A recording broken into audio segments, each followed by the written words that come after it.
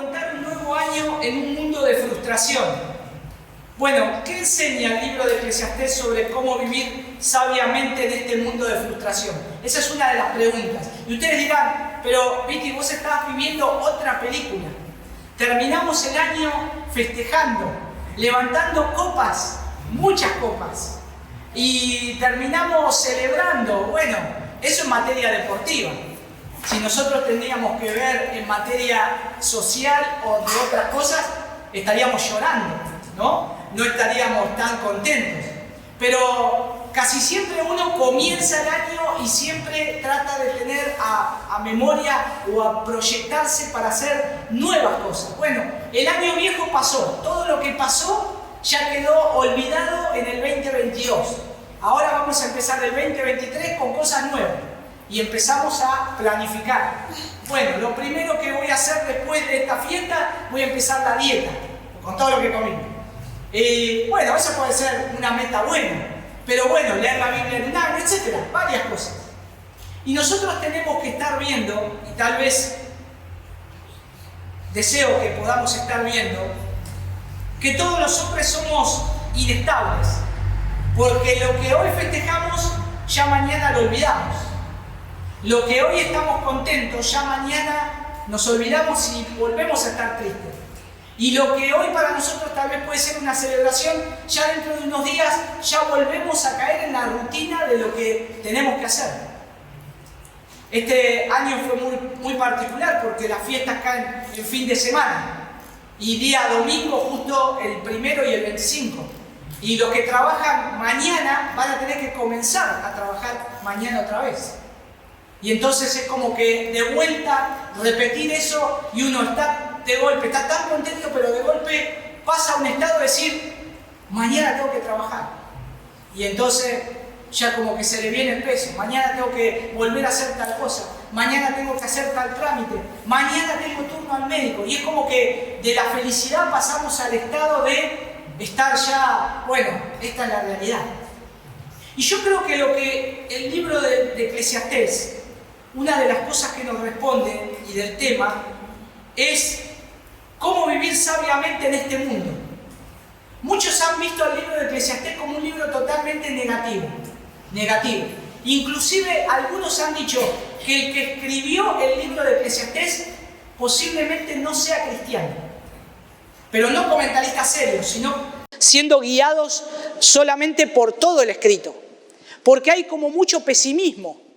Hay mucho pesimismo en casi todo el libro y es difícil de predicar Eclesiastés, porque si uno no lo toma correctamente puede distorsionar las palabras de Eclesiastés y a veces las puede utilizar para manipular a la gente o tal vez directamente no lo predica o no lo enseña porque pareciera que es muy pesimista. Y es verdad que hay muchas preguntas. Hay preguntas en el libro de Eclesiastés que nosotros nos hacemos o que tal vez nosotros no nos animamos a hacer. Como por ejemplo, cómo vivir en este mundo sabiamente, tomando decisiones correctas, cuando la filosofía de este mundo nos dice que no hay verdades absolutas, que todo es relativo. La filosofía de este mundo ha permeado las escuelas, universidades, la sociedad en general diciendo no hay verdad absoluta. Todo es relativo, todo es relativo, todo también es relativo, desalentador y frustrante. Y en un mundo tan complejo donde el hombre no haya sentido a la vida, donde se esfuerza por vivir el mismo, podríamos decir intrínsecamente para alcanzar ciertos objetivos que quiere lograr en la vida o que nunca puede lograr. Quiero mostrarles a ustedes ahora en una imagen lo que se piensa de la vida y de lo que el hombre investigó acerca de la vida y de todo esto que una vez llamó, todo esto es vanidad. No solamente por lo que dice Eclesiastés, sino por lo que el pensamiento del mundo llevó a la filosofía oriental o inclusive a la filosofía de nuestros tiempos. Es decir, ¿para qué estamos en este mundo? ¿Para qué vivimos? ¿Para qué existimos? ¿Cuál es el propósito? Le dije al hermano Lea que me ponga una imagen, no sé si la tiene ahí, una o dos, solamente para que podamos entrar en el tema de esto. Miren, ese es un cuadro y ustedes dirán, miren qué lindo cuadro. Ese cuadro se llama Vanidad.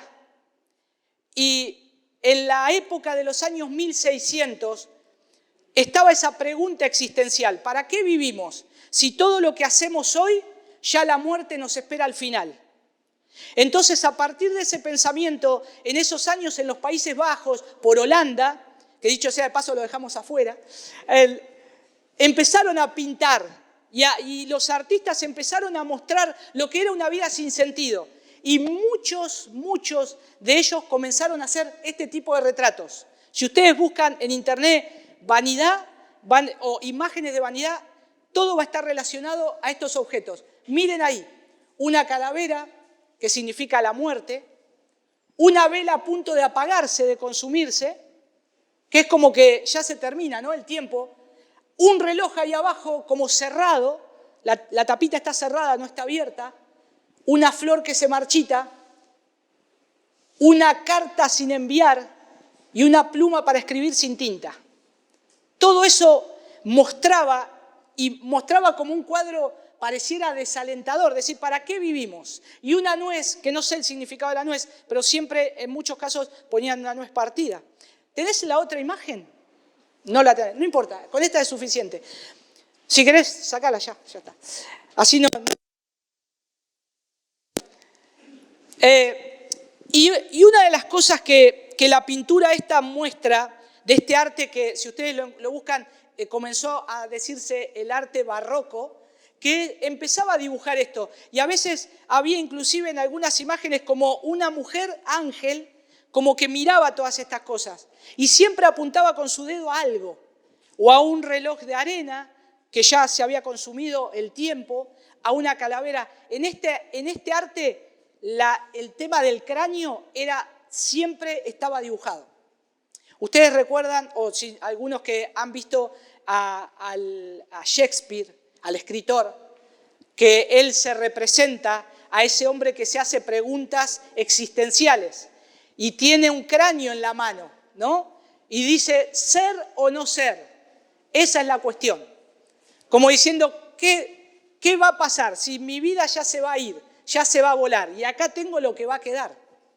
Bueno, el predicador acá, cuando empieza este libro, empieza con una imagen muy fuerte, porque sobre este dilema que se debate el ser humano, se escribe el libro de Eclesiastés, donde pinta todas estas cosas vívidas de la vida del hombre. Eclesiastés nos muestra todo lo que le va a pasar al hombre. Martín Lutero decía que sería bueno que todos pudiéramos leer todos los años, gran parte de los días del año, Eclesiastés, porque esto nos hace vivir una religión no tan fantasiosa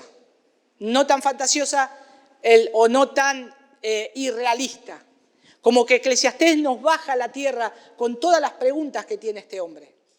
Y nosotros ahí podemos ver que Eclesiastés nos muestra ese cuadro vivido desde que nace o el reloj comienza a correr y ya piensa que dispone de suficiente razón para creer que es tiempo de vivir la vida, correr tras las metas, pero se da cuenta que ya los años se le van pasando y se le pasan tan rápido que ya pronto la muerte lo va a alcanzar. Y entonces, en el medio de todo eso, ahí el autor de Eclesiastés lo que hace es tomar todas esas vivencias y sacar una conclusión, que es una conclusión muy fuerte. Ahí en el libro de Eclesiastés nosotros podemos ver que todo es vano y es correr tras el viento. Miren ahí Eclesiastés, por favor, capítulo 1.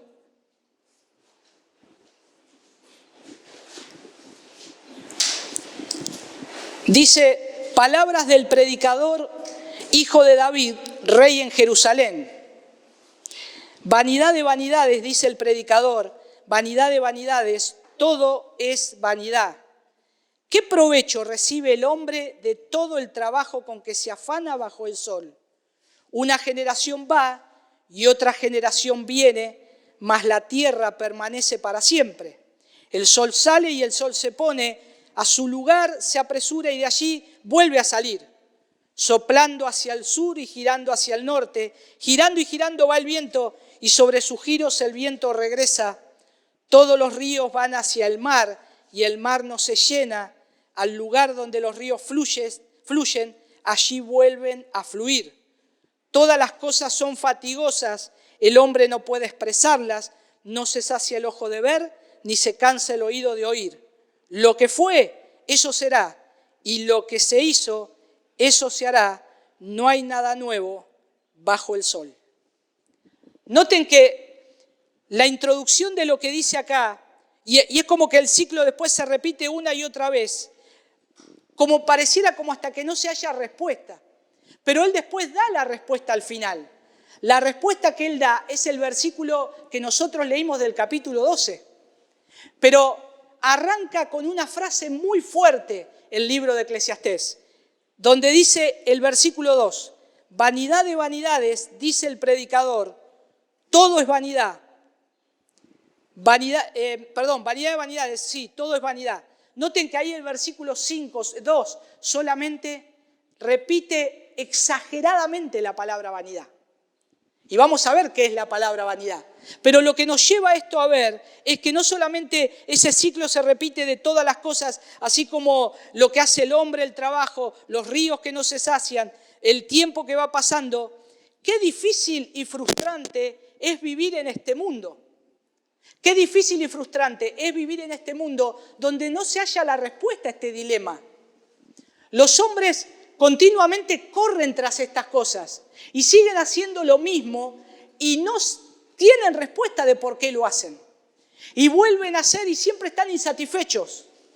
Siempre el que tiene dinero quiere más dinero, el que tiene un trabajo quiere otro trabajo, el que tiene descanso quiere más descanso, el que tiene placer quiere más placer, el que tiene un buen pasar quiere un mejor pasar. Y todo eso se va repitiendo. Y Eclesiastés lo va diciendo acá. Entonces, hay preguntas, por ejemplo, ¿dónde se podría hallar la respuesta a este dilema? O quién sabe cómo vivir en este mundo de incertidumbre. Porque lo que me muestra es que cada vez este mundo me trae más incertidumbre. ¿Qué voy a hacer? ¿Qué voy a hacer? ¿Cómo voy a proyectar mi futuro? ¿De qué voy a vivir? ¿Cómo voy a pasar mi vejez? Los niños inclusive, ¿qué voy a hacer cuando sea grande? Todos tienen un panorama de este mundo. Bueno, la respuesta a todas estas preguntas se dieron en este libro, por lo menos 930 años antes de Cristo. Cuando la filosofía de este mundo está buscando dónde poder encontrar todas estas respuestas, el Señor ya la dio en su palabra 930 años antes de Cristo. Y las dejó escritas acá. Y están resumidas en la Escritura en este libro que se llama Eclesiastés. Quiero dar un panorama de Eclesiastés rápidamente, porque el nombre de Eclesiastés, ustedes tal vez tienen Eclesiastés o el predicador, porque la palabra Eclesiastés viene del derivado que es Kohelet, que significa asamblea o iglesia. Inclusive puede traer confusión, porque decir que es predicador o iglesia. Bueno, Eclesiastés es un hombre o alguien que va a predicar a una asamblea, que junta a un grupo de gente, las convoca para decirles algo importante que tiene que decir. Por eso el libro se llama Eclesiastés. Y exactamente ahí dice, versículo 1, palabras del predicador, hijo de David, rey de Jerusalén. Noten que no dice quién es el autor. Generalmente cuando se comenzaban los libros, así como distintas partes de los salmos o inclusive proverbios, nos dice quién es el autor. Y el autor es Salomón. Algunos dicen, no sabemos si es Salomón, porque inclusive hay judíos que dicen, con tanta sabiduría Salomón, con tanto que tuvo, ¿viene a escribir este libro que parece tan frustrante? Para mí que no fue Salomón, pero claro que fue Salomón. Porque dice ahí que este predicador es hijo de David, rey de Israel. Y Salomón escribió varios libros. En la Biblia nosotros tenemos Proverbios, capítulo 1, versículo 1, dice, los proverbios de Salomón, hijo de David, rey de Israel. Y Cantar de los Cantares dice, proverbios de Salomón. Y sin embargo Eclesiastés no dice nada. ¿Por qué no le quiso poner nombre de Salomón? Bueno, ¿por qué el autor es Salomón? Porque es hijo de David. Y David tuvo muchos hijos, pero hay dos que fueron reyes. Uno es Roboam y el otro es David. Y Roboam fue un necio desde el comienzo. Así que es imposible que Roboam lo haya escrito. Y nos queda uno solo, Salomón. Entonces, ahora, ¿por qué no le puso el nombre? Porque lo que él quiere apuntar, por eso la palabra es inspirada por el Señor. Y lo que él quería apuntar es que este mensaje, esta convocatoria que él está haciendo a esta asamblea, esto que yo voy a decir, es para todos los hombres de todas las nacionalidades, sean judíos, sean paganos, sean gentiles, en toda la historia que lo lean. Estas son palabras de sabiduría para que nosotros las podamos ver. Y entonces no le ponen exclusivamente que es para Israel, sino que es para todos nosotros, para todo el que lo escuche.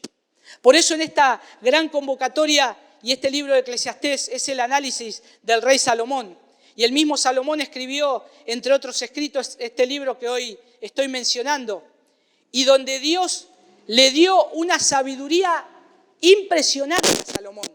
¿Se acuerdan que cuando él le pide a Dios que le diera, el Señor le iba a dar lo que quiera, él le pide sabiduría? Él le pide al Señor un corazón entendido para juzgar y gobernar a un pueblo tan grande. Él le dijo, Señor, no me des poder, no me des riqueza, dame sabiduría para poder gobernar a un pueblo tan grande. Y el Señor le añadió sabiduría y a su vez le añadió todo lo que no había pedido, porque él había pedido sabiamente.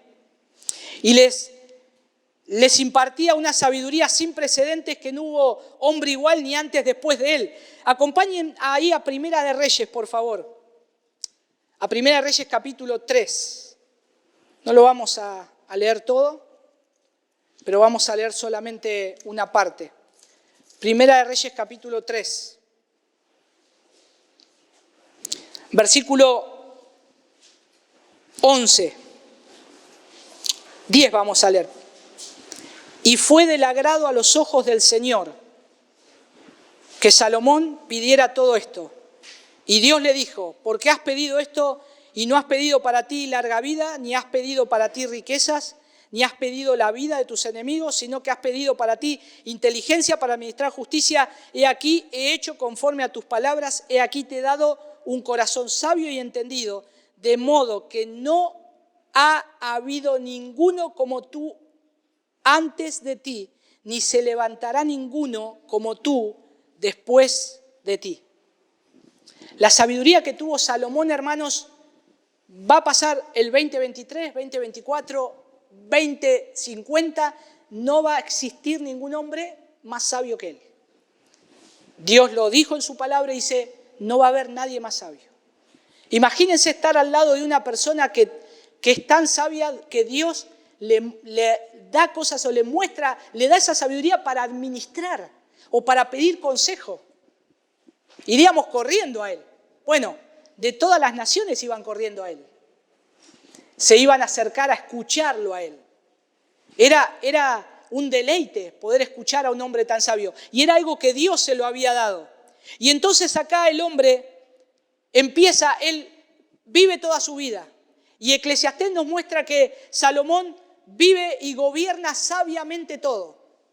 Pero después nos vamos a dar cuenta que al final casi de sus días, él comienza a tener esas, o llamar a mujeres que el Señor le había dicho que no tenía que llamar. Tiene una mujer que le hace apartar su corazón del Señor. Y él hace ídolos. Y él apostata, hace una apostasía, pero el Señor no lo deja que se pierda. Porque es como que le devuelve para que él vuelva a tener esa sabiduría para que él pueda escribir este libro de Eclesiastés en el final de sus días. Y entonces es ahí donde comienza a recapitular todo. Y es ahí donde él toma todos los conceptos y es ahí donde empieza a preguntarse cómo vivir sabiamente en este mundo. Y es notable que este rey tuviera todo lo que quería: riquezas, poder, inteligencia, realizó todo tipo de trabajo, probó todo tipo de placeres. Dice Eclesiastés capítulo 2, capítulo 3 también. Eclesiastés probó todos los placeres del mundo, todo lo que nos imaginemos. El predicador Salomón probó lo que era la riqueza y vio que no tenía sentido. Probó lo que era tener todo lo material, no tenía sentido. Probó los placeres de la vida, no tenía sentido. Probó el sexo, de todas formas, no tenía sentido. Y todo dice vanidad. Y sin embargo, ahí nosotros vemos que realizó todo tipo de trabajo y concluye que la vida es vacía y no tiene sentido. Pero no tiene sentido ¿cómo? La vida no tiene sentido sin Dios. Hacer todo esto. Salomón dice, yo probé todo esto, yo alcancé todas mis metas, tuve todo el dinero que el mundo no puede llegar a tener, ni antes de mí ni después de mí, y esto no tiene sentido si no está Dios. No tiene sentido si no está Dios. Y posiblemente se dice que Salomón, como les decía, escribió esto al final de su vida, después de esa apostasía. Miren ahí en Primera de Reyes capítulo 11, pongan la mano en Eclesiastés, por favor, pero acompáñenme para que vean el contexto de lo que fue Salomón. Versículo 3, Primera de Reyes 11, 3. Y tuvo 700 mujeres que eran princesas y 300 concubinas, y sus mujeres desviaron su corazón. Pues sucedió que cuando Salomón era ya viejo, sus mujeres desviaron su corazón tras otros dioses y su corazón no estuvo dedicado por entero al Señor su Dios, como había estado el corazón de David su padre, porque Salomón siguió a Astoret, diosa de los sidonios, y a Milcom, todo abominable a los amonitas. Salomón hizo lo malo a los ojos del Señor y no siguió plenamente al Señor como le había seguido su padre David. Entonces Salomón edificó un lugar alto a Quemos, ídolo abominable de Moab, en el monte que está frente a Jerusalén, y a Moloc, ídolo abominable de los hijos de Amón. Así hizo también para todas sus mujeres extranjeras, las cuales quemaban incienso y ofrecían sacrificios a sus dioses. Hermanos, uno se pone a ver esto y dice, ¿cómo puede ser el hombre más sabio de la tierra, donde Dios lo haya bendecido tanto, que se vaya tras esto? Y esto nos da una lección de orgullo a nosotros. Porque si vos te crees algo de sabio, Salomón, siendo el hombre más sabio, se desvió. La única manera que vos creas que la tenés clara es que podés decir con certeza que sos más sabio que Salomón. Después, no. Podemos fallar, claro. El Señor conoce todos nuestros pasos y el Señor los libre. Pero nosotros vemos acá a un hombre que se fue, lo escribe luego de poseerlo todo, Eclesiastés, poder, riqueza, sabiduría humana, para demostrar que a todas las generaciones futuras, que si una persona decide darle la espalda a Dios, nada lo va a satisfacer, ni lo va a llenar. Aquel que le da la espalda a Dios, nada te va a satisfacer, nada te va a llenar. Y lo está diciendo el hombre más sabio que pisó la tierra. Entonces, cuando comienza ahí Eclesiastés 1.2, tira una bomba.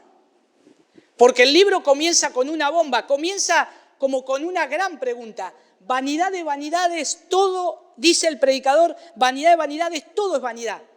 Entonces es como que comienza el libro para que a mí me quede la intriga de que, ¿qué quiere decir este escritor con esto que está diciendo? ¿Cómo que todo es vanidad?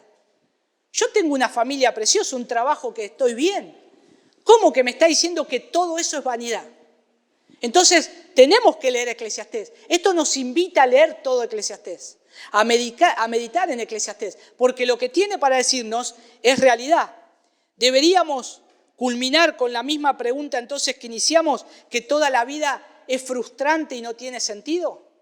Nosotros tenemos que ver que acá tenemos suficiente pensamiento para argumentar cómo nosotros tenemos que vivir la vida. Eclesiastés 1.2 dice eso, pero Eclesiastés 12.8, miren lo que dice ahí. Empieza con esa bomba y termina dando la respuesta. Yo leí el final, el versículo 13, pero miren lo que dice el versículo 8 de Eclesiastés 12. Vanidad de vanidades, dice el predicador, todo es vanidad. O sea, está cerrando el libro y es como que todo lo que dijo, yo tengo razón. Todo es vanidad. Y uno se pone a leer todo lo que él dice, todo el trabajo, todo lo que se dio para sus ojos y dice, no tiene sentido, no tiene sentido. Ahí nosotros tenemos que ver que vanidad, la vanidad de la vida, el término de vanidad es el término Hebel. El término vanidad, Salomón lo utiliza acá 38 veces, como que no tiene sentido. O sea, la vanidad es como vapor, es como un vapor. Hay una neblina que está un poquitito y se fuma. Hacer esas cosas es vanidad. Es como, ¿vieron cuando nosotros tenemos un dicho que dice, no le creas nada, es un vendehumo? Como que lo que dice es todo flotante. Bueno, eso es vanidad. Es como, a veces yo me acuerdo que a los chicos le hacíamos con detergente y agua un fierrito redondo y para que hagan burbujitas, ¿no? Y soplábamos y se hacía una gran burbuja. Y los nenes la ven de colores y dicen, guay, la quieren agarrar, ¡paf!, se rompe. Vanidad, eso es vanidad. Y lo que está diciendo acá Eclesiastés y Salomón es vanidad. Vanidad nos habla de lo vano, lo pasajero, como el vapor, como que no tiene aliento. Pero el lugar donde ocurre todo, donde se escribe esto, es interesante, porque Salomón va a repetir una y otra vez, todo esto que yo viví, lo viví bajo el sol. El término bajo el sol es vivirlo acá en la tierra, vivirlo en esta realidad que estamos viviendo. Todo lo que hoy vos estás viviendo, tu trabajo está bajo el sol. Vos vivís bajo este mundo. Y entonces todo ocurre, el lugar es bajo el sol y Salomón lo va a repetir varias veces. Y a su vez va a decir todo lo que es la vida debajo del sol, como que es algo fatigoso. Y nosotros vemos acá, y también da un marco amplio sobre la desilusión del hombre sin alivio, porque así como la vanidad de la vida es el tema recurrente, también es el trabajar y esforzarse. También, miren el capítulo 2. Salomón ahora dice, entonces me dije, ven ahora te probaré con el placer, diviértete, y aquí también esto era vanidad. Pero fíjense lo que dice, dije de la risa, es locura, y del placer, ¿qué logra esto? Es como que él estaba en el medio de diversión, de placeres que todos los hombres le podían decir, pero vos estás viviendo una vida de mirá todo lo que tenés. Y él dice, en vez de estar riéndome, si me río, no tiene sentido. Y es como que él mismo se dice, dije de la risa, o sea, como que yo me estoy riendo, ¿y para qué me estoy riendo? Si esto no tiene sentido, no tiene sentido. Pero sigue diciendo más abajo, miren, versículo 3, consideré en mi mente cómo estimular mi cuerpo con el vino, mientras mi mente me guiaba con sabiduría y cómo echar mano de la insensatez hasta que pudiera ver qué hay de bueno bajo el cielo que los hijos de los hombres hacen en los contados días de su vida. Engrandecí mis obras, me edifiqué casas, me planté viñedos, me hice jardines y huertos y planté en ellos toda clase de árboles frutales. Me hice estanques de aguas para regar el bosque con árboles en pleno crecimiento. Compré esclavos y esclavas y tuve esclavos nacidos en casa. Tuve también ganado, vacas, ovejas, más que todos los que me precedieron en Jerusalén.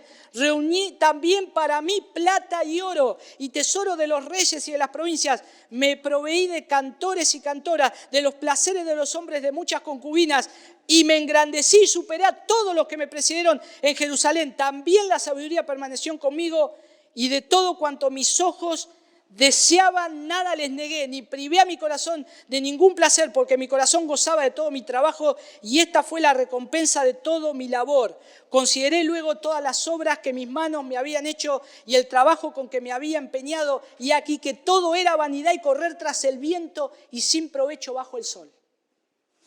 Tremendo, hermanos. Miren, Salomón tenía tanto dinero. Estudiando la historia de Salomón, nosotros remitiéndonos al Mundial de Qatar, vieron que decían los árabes, canillas de oro.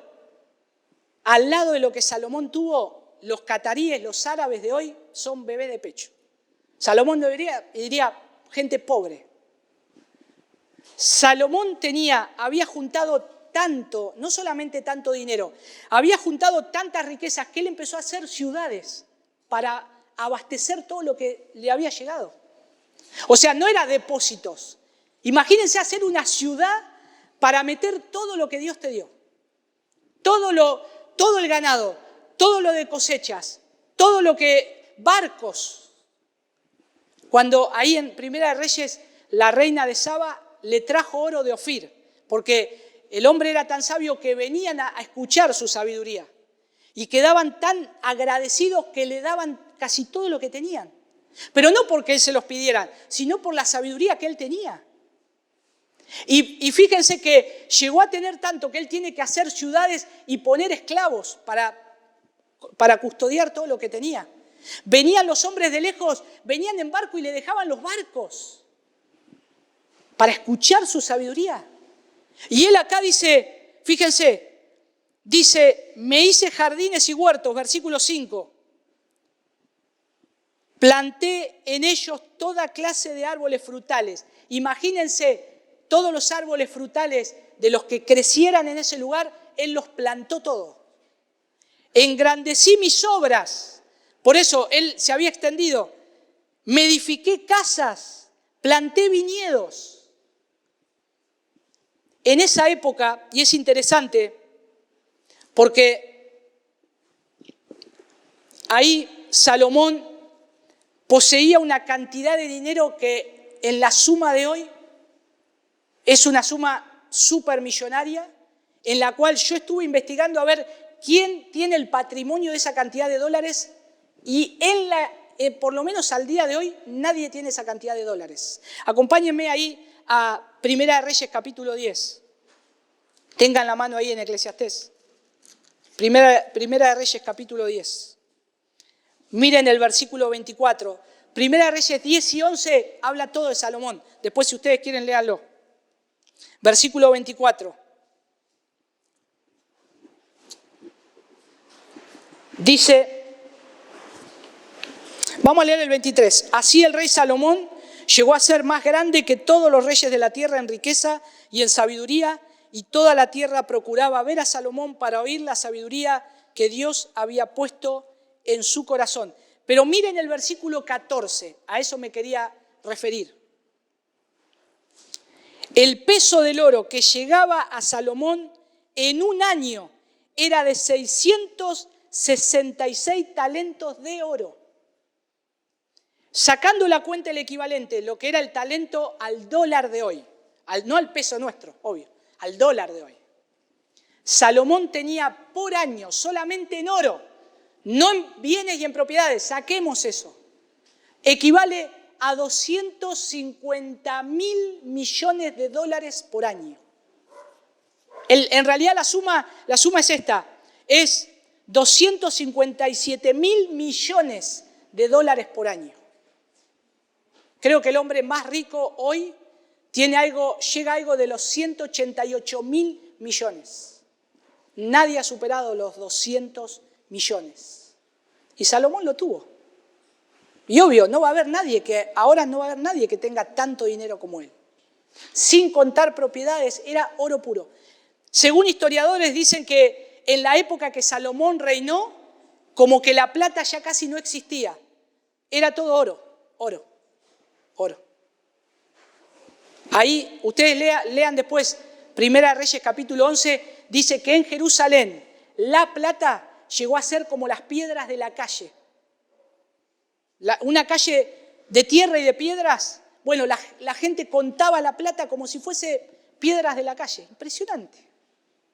El hombre se dio a todos los placeres. Y acá lo resume un poco porque dice el versículo 10, de todo cuanto mis ojos deseaban. Imagínense todo lo que tus ojos pueden desear. Él, todo lo que deseaba, lo tenía. Y uno ve la televisión hoy y dice, no sé, un crucero. Qué lindo viajar en ese crucero. Salomón, si tenía ganas de un crucero, se lo compraba. O sea, no se dio todos los placeres. Sin embargo, él dice, versículo que leímos ahí, el versículo 11. Consideré luego todas las obras que mis manos habían hecho y el trabajo en que me había empeñado, y aquí todo era vanidad y correr tras el viento y sin provecho bajo el sol. Salomón tuvo todo y probó todo, mucho dinero, recursos, propiedades, construcciones, ciudades para depositar sus bienes, y él dice, el todo del hombre es estar bien con Dios. O sea, nuestro corazón siempre tiende a esas cosas, ¿no? Yo voy a estar bien si tengo esto. Yo este año voy a estar bien si yo cambio de trabajo o si tengo esto económicamente. Vanidad de vanidades. Pero Salomón no está diciendo que es malo tenerlo, porque él lo tuvo. Pero está diciendo, lo vas a tener, pero te vas a frustrar si no lo tenés a Dios. Si tenés todas estas cosas, si no tenés a Dios, no tenés nada. Todo es vacío, todo es fútil, todo es una cosa de una pompa de jabón. Se te va a venir todo abajo. Porque lo que nos está diciendo, y ustedes después si leen Eclesiastés, lean los capítulos 7 al 8, 7 y 8 también, porque el tema gira del libro de Eclesiastés en este elemento de trabajar y del disfrute de la vida. Pero lo que él quiere concluir es que el disfrute de la vida, como Dios la da, que la clave para vivir esta vida que Dios nos da en este mundo que Él creó, que la plena satisfacción que todo mortal debe alcanzar es lo que leímos al principio, disfrutar la vida como un don de Dios y temer a Dios. Eso es el todo del hombre. No es el dinero, no es lo que tengas, no es lo que puedas poseer. Eso no es nada. El todo del hombre es tener temor de Dios y es disfrutar de Él. Que puedas disfrutar, tengas poco, tengas mucho, puedas disfrutar de Él. Perseguir la autorrealización no puede dar significado a la vida. La realidad es que la vida es corta y Salomón nos dice acá que todos nos vamos a morir. Todos nos vamos a morir. Todos vamos para ese lugar. Y Eclesiastés, ahí la vanidad se destaca más por la incapacidad humana. Por la incapacidad humana. No que tener esto es vanidad, sino tu incapacidad de poner tu confianza en eso. Es vanidad. No podés sujetarte a eso. Y existe una gran brecha entre el conocimiento y el poder de Dios y nuestra relativa ignorancia y también impotencia. Salomón lo tuvo todo, pero él se da cuenta que fue infeliz lejos de Dios. Cuando él se alejó de Dios, él vio que no tenía sentido la vida, no tenía sentido todo lo que tenía. Porque con Dios es todo, es todo. Y al final de su vida, y ya restaurada la relación con Dios, ahí escribe Eclesiastés, pero es notable que en todo el libro la palabra vanidad la usa 38 veces. Pero ¿saben cuál es la palabra que más existe en Eclesiastés? Es la palabra bueno. La palabra bueno está muchas más veces que vanidad y muchas más veces que Dios. A Dios lo nombra 40 veces en Eclesiastés. Para dejarnos en claro que Dios es el principal y que todo lo que Dios tiene es bueno para nosotros. Por eso vamos a encontrar la palabra bueno y Dios más veces que vanidad. Pero nos quiere llevar a que pensemos eso. Porque toda la actividad que se le atribuye a Dios es dar. Si ustedes ven ahí y empiezan a ver lo que dice ahí el autor, empieza a mostrar y dice, lo que Dios me dio y esto que Dios dio a los hombres esto, Dios me dio esto, constantemente es dar, Dios te da, Dios te da, Dios te da. Pero no pongas tu confianza en eso que tenés, poné tu confianza en Dios, en el que te da las cosas, porque todo lo que vas a disfrutar se va a acabar, un día se va a acabar. Él es el dador de todo, del trabajo, del disfrute de la vida, de la sabiduría, del conocimiento, de la riqueza, el honor, los días de la vida de cada uno. Él es soberano también. Él te dio la vida para que la utilices y la disfrutes porque Él te la dio. Sin embargo, nosotros tomamos nuestra vida y nos afanamos por nuestra propia vida. Y a veces nos afanamos ya sea por lo que vestimos o por lo que comemos.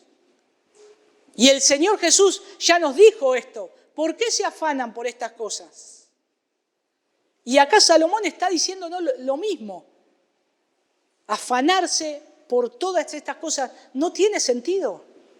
Yo tengo que estar mirando al autor de todo lo que me da, de todo aquello que viene que es bueno, que también su obra es incomprensible. Miren capítulo 3, versículo 11, lo que dice Salomón.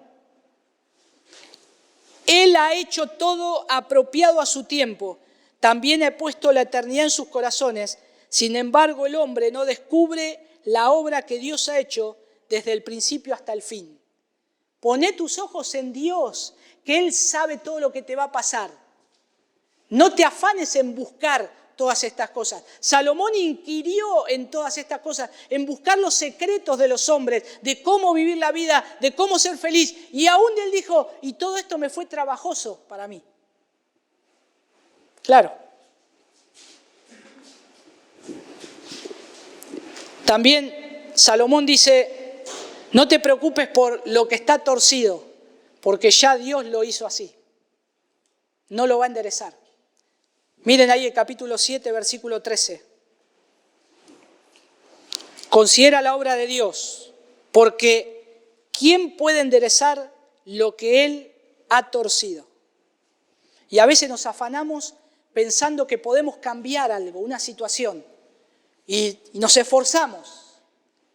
Y si Él dijo, no, esto va a seguir torcido, te vas a afanar y el Señor va a hacer su obra.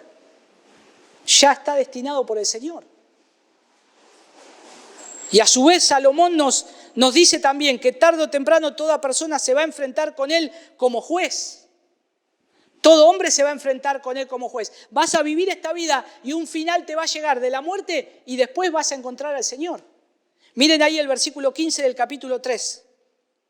Lo que es ya ha sido y lo que será ya fue. Y Dios busca lo que ha pasado.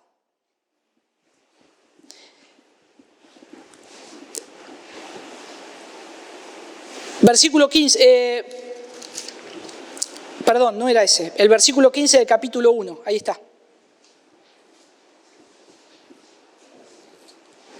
Eclesiastés 7:13.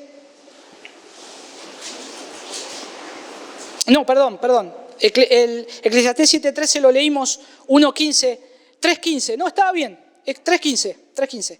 Lo que es ya ha sido y lo que será ya fue, y Dios busca lo que ha pasado. Noten que lo que está diciendo es, lo que vos te vas a enfrentar a Dios es todo que vos ya viviste. El hombre va a ser juzgado por todas sus obras. Y nos vamos a enfrentar a Él. Tarde o temprano nos vamos a enfrentar a Él. Y ahí hay otros pasajes también. No lo vamos a leer ahora, no tenemos tiempo. Pero déjenme apuntar a esto, porque el libro de Eclesiastés, con los capítulos que cerramos, con el que comenzamos, es el cierre. También Eclesiastés habla mucho a los jóvenes, ¿no? Y el pasaje preferido de los jóvenes es Eclesiastés capítulo 11, versículo 9. Alégrate, joven, en tu juventud y tome placer tu corazón en los días de tu mocedad o adolescencia, podríamos decir. Sigue los impulsos de tu corazón y el gusto de tus ojos, mas debes saber que por todas estas cosas Dios te traerá juicio. Lo que hagas, hacelo, pero Dios te va a pedir cuentas por eso. Y cuando cierra acá, pareciera como que bueno, ¿cómo cerramos con toda esta incertidumbre, no? Porque nos está hablando el hombre que lo tuvo todo, que tuvo riquezas, tuvo placeres, y tenemos que prestar atención. Y no solamente tenemos que prestar atención al discurso, sino que en un mundo de incertidumbre, Dios se ha revelado al hombre por medio de su palabra. ¿Para qué? Para que encuentre el único camino, verdad y vida que se halla en Jesús. En medio de la incertidumbre del corazón del hombre que persigue todas estas cosas, o que se puede hacer planes para hacer cosas nuevas, el único que es el verdadero camino, el que es la verdad, el que es la vida, es Cristo. Y si yo voy a hacer algo este año, si no está Dios, va a ser sin sentido. Y si voy a planificar algo y no está Dios, va a ser vanidad. Y nosotros ahí tenemos que el sabio predicador termina el mensaje como comenzamos. Y esto lo quiero hacer a modo de conclusión, con el texto de Eclesiastés, capítulo 12, versículo 13. Teme a Dios y guarda sus mandamientos. Fíjense que dice, la conclusión cuando todo se ha oído es esta. Salomón está diciendo, bueno, todo lo que leíste, todo lo que yo te dije, yo te digo esto. La conclusión es esta.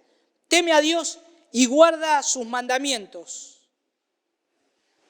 Y como cita un autor de este texto, es mucho más que el resumen del libro.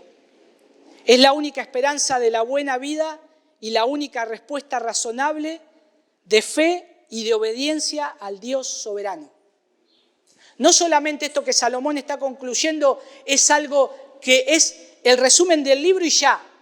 No, presta atención, porque esto que Salomón está diciendo es la única esperanza de la vida y la única respuesta razonable a la fe. No hay otra cosa fuera de Dios. Dejémonos de engañar. Y dejemos de... yo sé que no lo hacen ustedes, pero hay otros que engañan a la gente diciendo, tu mejor vida ahora, ¿querés tener riqueza? Vení, Dios te la da. ¿Querés tener dinero, un mejor trabajo? Vení, vamos a orar y Dios te la da. ¿Y qué pasó? ¿No leen el libro de Eclesiastés? ¿Que está diciendo que todo eso no tiene sentido? ¿Que todo eso es vano? ¿Que es pasajero? ¿Que el hombre tiene que poner su mente en Dios, estar en el Señor, estar en Cristo, temer a Dios?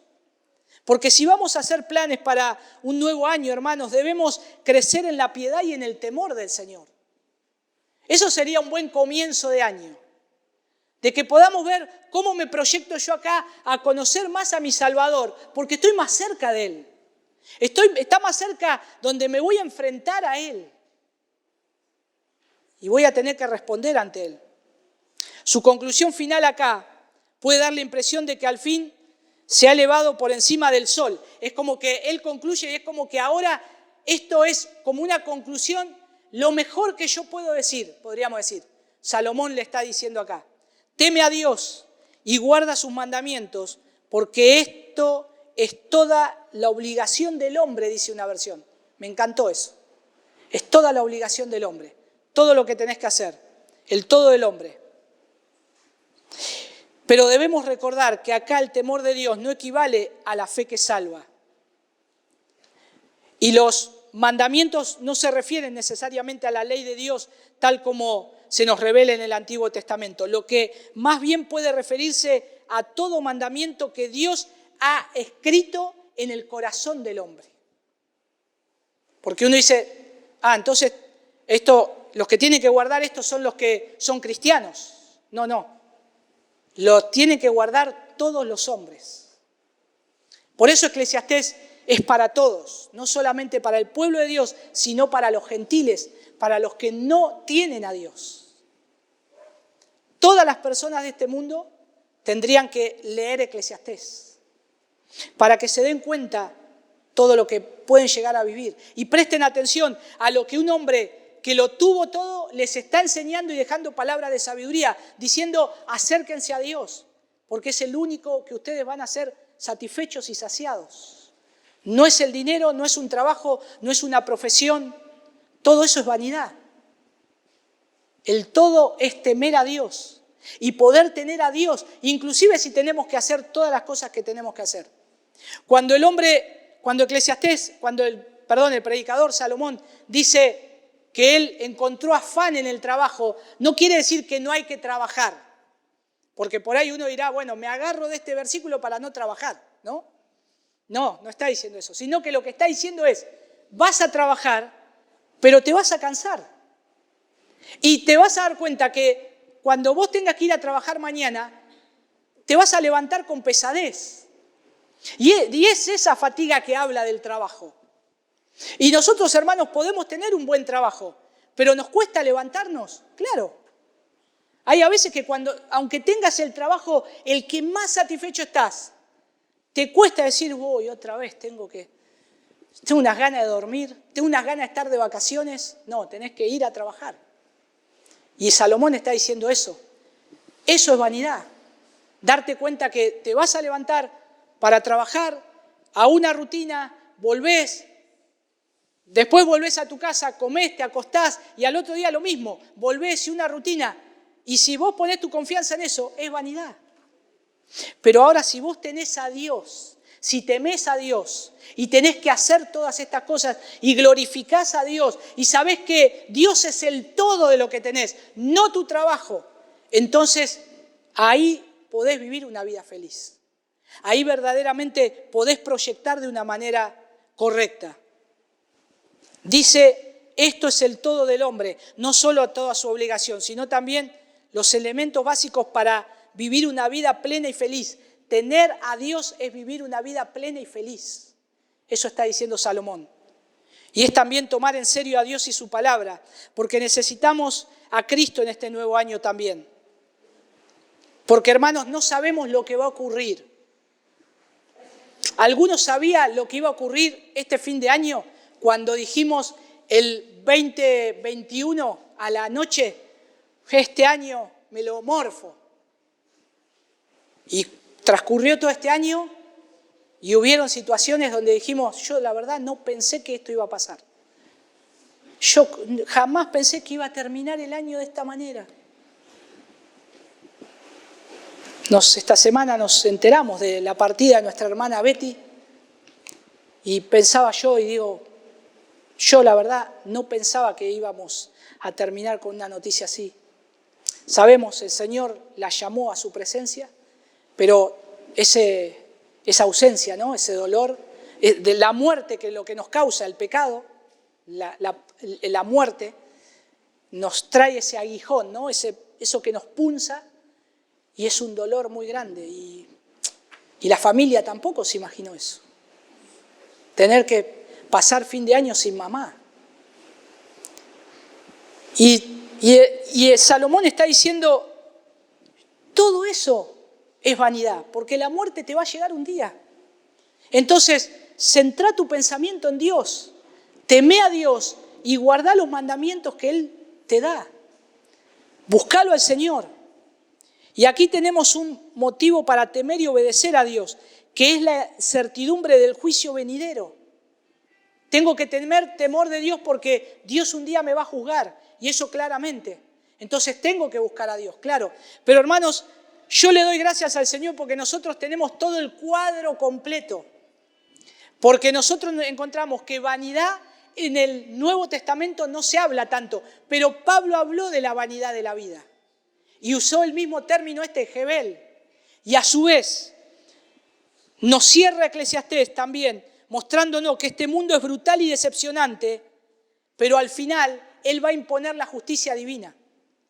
Este mundo, hermanos, no va a mejorar, va a empeorar, pero Él va a imponer la justicia divina.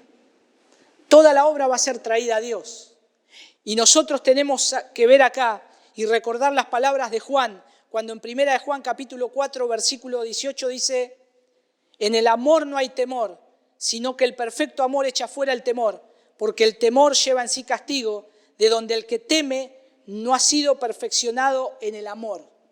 Nosotros ahora tenemos el amor de Cristo y confiamos en Él, que estando en Él vamos a estar seguros, que estando en Él nuestra vida está segura, venga lo que venga, pase lo que pase, vamos a estar seguros.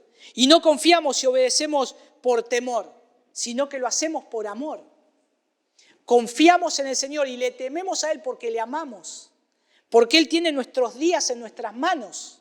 Los caminos nuestros están en sus manos, no en las nuestras. Y yo tengo que depositar mi confianza en Él. Y por medio de su obra consumada en el Calvario, tenemos la certeza de que nunca vendremos a juicio, sino que, como dice Juan 5:24, hemos pasado de muerte a vida. Entonces, mis hermanos, lo que Salomón nos deja acá en el libro de Eclesiastés es, si sos un hijo de Dios, poné tu confianza en mí siempre, no en las cosas que te vengan a la mano, no en lo que puedas proyectar, sino que sea tu temor hacia mí cada momento, cada día, en buscarme, en poner tu confianza en mí. Y Eclesiastés es para aquellos que no conocen a Cristo. Porque si aquellos que están viviendo una vida poniendo su confianza en las cosas materiales, terrenales, es vanidad. Eso se va a caer. Es una pompa de jabón, se va a romper. Te vas a desilusionar y vas a ser infeliz. La única manera de ser feliz es estar con Dios, es estar con Cristo. Así que, hermanos, comencemos este año poniendo nuestra mirada en Cristo. No en las cosas que tal vez es bueno proyectar, la agenda, lo que van a hacer, pero no pongan toda su esperanza en eso. Es vanidad. Todo va a pasar. Proyectemos, hagamos todo, pero nuestro corazón en el Señor, en Dios, mirando a Dios. Señor, quiero crecer en el conocimiento tuyo. Quiero buscarte más a vos. Quiero que mis días se vayan corriendo y no en todo lo que tengo que hacer, sino en que tenga tiempo para buscarte, para crecer en el temor de tu conocimiento y sabiduría. Vamos a orar. Señor, te damos gracias por tu palabra, gracias por el libro de Eclesiastés, gracias por tanta sabiduría también dada a este hombre, a Salomón, en el cual, Señor, nosotros podemos hoy aprender estas verdades y nos dejas en tu palabra, Señor, algo que nos estás hablando del mañana. Señor, cuando ahora leímos solamente unas partes de Eclesiastés, pero si leemos Eclesiastés, pareciera que estamos leyendo el diario de mañana, porque nos avisa de las cosas que van a venir y de aquello a la cual nosotros tenemos que poner nuestra atención. Y Señor, nos has mostrado en tu palabra que el resumen y la conclusión es esta: temerte a ti y guardar tus mandamientos. ¿Cómo lo vamos a hacer si no proyectamos para este año cuánto más voy a crecer en el conocimiento tuyo? Ayúdanos a proyectarnos, en organizar este primero de año, en ver cuánto vamos a crecer en el conocimiento tuyo, Señor. Porque esto es el todo de todos los hombres. Y aquellos que no te conocen, Señor, que también puedan meditar en esto. Sea que lo hablemos, sea que lo escuchen en la grabación de este mensaje, que puedan meditar en esto, Señor. Si no ponen su vida, si tú no eres lo primero, si tú no eres el Señor, van a vivir una vida infeliz, una vida sin sentido, correr tras el viento. Señor, dales el arrepentimiento también para que pongan su fe y su esperanza en ti. En el nombre de tu Hijo Jesús. Amén.